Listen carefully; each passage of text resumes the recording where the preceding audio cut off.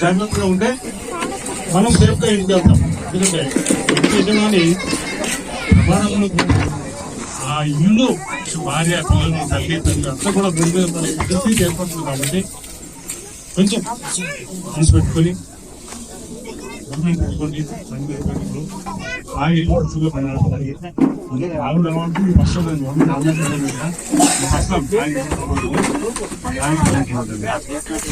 Cell phone driving common అయిపోయింది. Cell phone driving ఎవరు మాట్లాడుతుంది, ఈ సెల్ ఫోన్ లో ఏం మాట్లాడుతున్నాను అసలు ఆయన ఎంత సినిమా మాకు తెలియదు. అక్కడ మీరు నమ్మకంతో మాట్లాడుతున్నారా, లేకపోతే ఎవరు ఉన్నారా, లేకపోతే ఇంకోటి అంతా 2 నిమిషాలు పక్కన నిలబెట్టి మాట్లాడితే అది కూడా అలా చేస్తుంది. తర్వాత చిన్న పిల్లలకు బందీ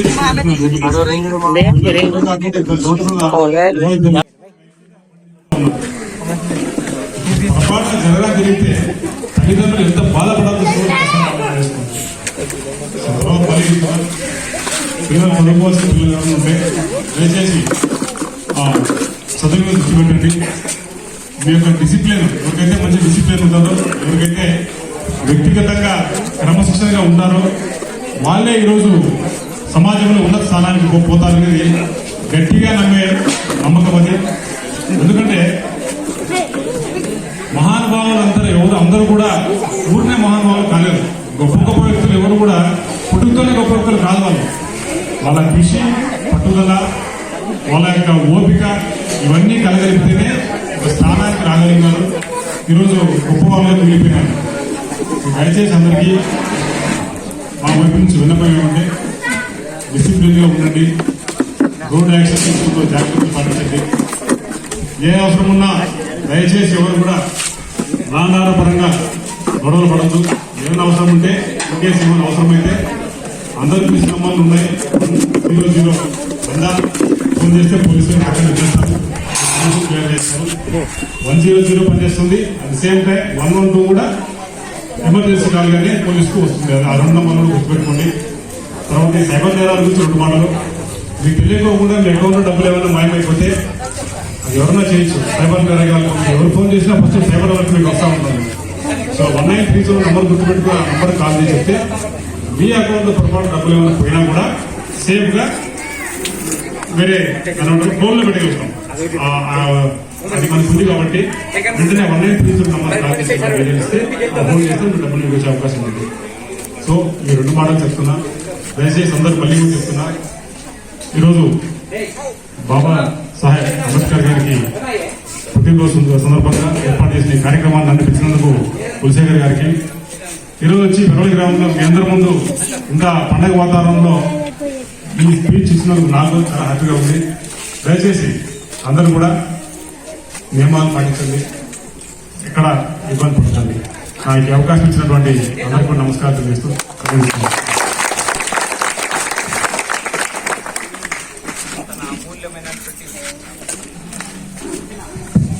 అమూల్యమైనటువంటి సందేశాన్ని ఇవ్వడానికి ఎంతో విలువైన సమయాన్ని మా కోసం కేటాయించినందుకు ఈ జాతి ప్రజలు, ఈ కాలనీల ప్రజల నుంచి నా వ్యక్తిగతమైనటువంటి హృదయపూర్వక ధన్యవాదాలు తెలియజేసుకుంటూ, భవిష్యత్తులో ఈ జాతి రత్నం అయినటువంటి మీలాంటి వాళ్ళు ఈ జాతి యువతకు స్ఫూర్తిదాయకమైనటువంటి ఆదర్శనీయమైనటువంటి ప్రవర్తన తీరుతో ఉండడంతో పాటుగా కులశేఖర్ సార్ నా పర్సనల్ రిక్వెస్ట్, రిటైర్డ్ అయిన తర్వాత కూడా ఎలక్షన్లో పోటీ చేయాలి, శాసనసభలకు వెళ్ళాలి, పార్లమెంట్కి వెళ్ళాలి, పాలనలో భాగస్వామ్యం కావాలి, ఎస్సీ ఎస్టీ బీసీల చరిత్రలను తిరిగి రాసేటువంటి రోజులు రావాలి. ఈ రోజు పంచాయతీ నుంచి పార్లమెంట్ దాకా, గ్రామ పంచాయతీ, మండల పరిషత్, జిల్లా పరిషత్, అసెంబ్లీ, విధానసభ, పార్లమెంట్, రాజ్యసభలో మన ఎస్సీ ఎస్టీ బీసీలు ఉండాలి. ఎస్సీ ఎస్టీ బీసీల యొక్క సంపద మనకు రావాలి. తద్వారా మన ఆర్థిక ఎదుగుదల, మనం తినేటువంటి 3 పూట్ల తిండి, తద్వారా ఈ రోజు అంటరాంతరం, అస్పృశ్యత, సామాజిక దూరాన్ని దూరం చేయడానికి కులశేఖర్ సార్ లాంటి వాళ్ళు అట్లాంటి అత్యున్నతమైనటువంటి చట్టసభల్లో ఉండాలని మనస్ఫూర్తిగా కాంక్షిస్తూ ఇక్కడికి వచ్చేందుకు మరొకసారి నా హృదయపూర్వక ధన్యవాదాలు తెలియజేసుకుంటున్నాను. అలాగే నాయక్ సార్ నాకు వ్యక్తిగతమైన మిత్రుడు, ఏం ఫీల్ కాదు కాబట్టి నేను ఒక మాట చెప్తున్నా. భారతదేశ రాజ్యాంగాన్ని రాసేటువంటి రోజుల్లో బాబాసాహెబ్ అంబేద్కర్ ఈ దేశంలో ఎస్సీ ఎస్టీ బీసీలకు రిజర్వేషన్లు ఇవ్వాలి.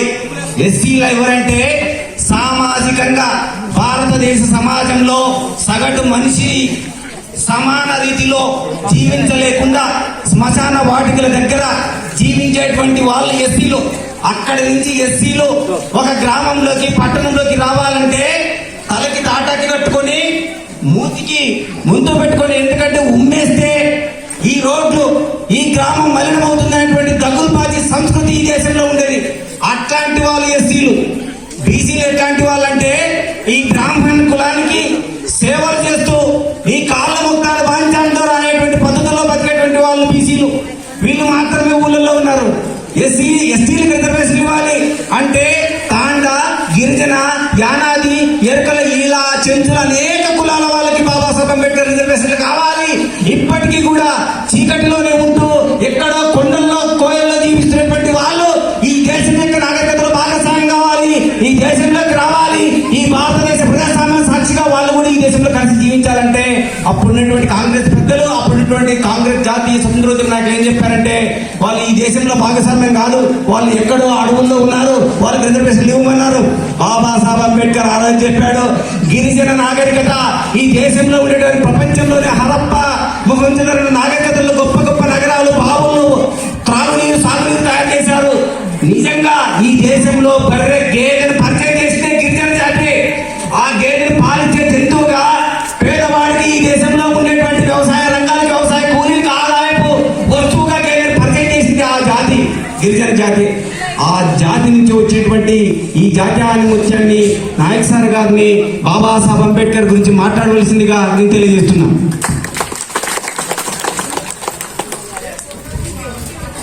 అందరికీ నమస్కారం. బాబాసాహెబ్ గారి 134వ బర్త్డే సందర్భంగా నేను కొన్ని విషయాలు చెప్పదలుచుకున్నాను. మనం మన దేశంలో నుండి చూడగలిగితే పక్కన పాకిస్తాన్ తీసుకున్నా, బంగ్లాదేశ్ తీసుకున్నా, వేరే ఏ కంట్రీ తీసుకున్నా కూడా ఒక కంట్రీ ఒక దేశం అనేది స్టాండర్డ్ గా ఉండాలి అంటే దానికి బేస్ ఆధారం వచ్చేసి దాని యొక్క రాజ్యాంగం. ఆ రాజ్యాంగం ఎంత స్ట్రాంగ్ గా ఉంది అంటే కనుక ఇప్పుడు దాకా మన కంట్రీని ఎవరు టచ్ చేయలేకపోయారు. దానివల్ల మనం స్టేబుల్ గా ఉన్నాం. మీకు పాకిస్తాన్ కానీ లేదా బంగ్లాదేశ్ కానీ చూస్తే కనుక అన్స్టేబిలిటీ అన్నమాట. ఎవరో వస్తున్నారు పోతున్నారు, మనం మాత్రం డెమోక్రసీ. ఆయన ఎలా చేశారు అంటే దగ్గర మనం ఏం చెప్పొచ్చు అంటే ఇన్ఫ్లుయెన్సర్ అంటాం, ద గ్రేట్ ఇన్ఫ్లుయెన్సర్.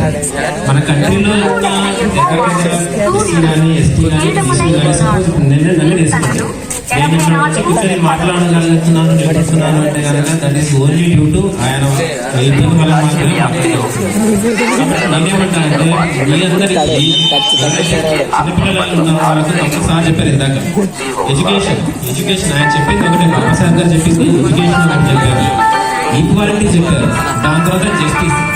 ఎడ్యుకేషన్ వల్ల ఏమవుతుంది, మనం డెవలప్ అవుతాం, మన పిల్లలు డెవలప్ అవుతారు, వాళ్ళ నాలెడ్జ్ పెరుగుతుంది, వాళ్ళని ఎవరు ఏమి చేయలేరు ఎడ్యుకేషన్ చేయాలి. ఈక్వాలిటీ అంటే అందరూ సమానమే. ఇప్పుడు ప్రకృతిలో బీసీలు ఒక రకంగా, ఎస్సీలు ఒక రకంగా, ప్రకృతి మనం చూడాలి. ప్రకృతి అనేది అందరికీ ఈ జంతువు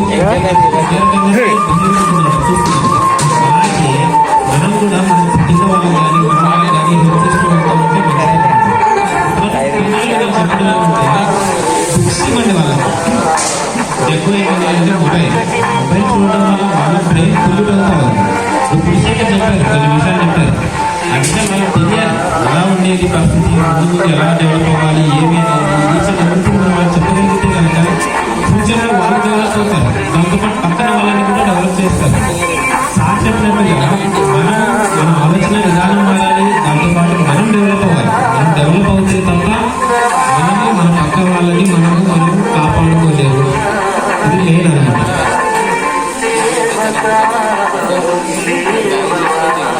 టైం ఎక్కువ తీసుకోలేదు. తెలిసిన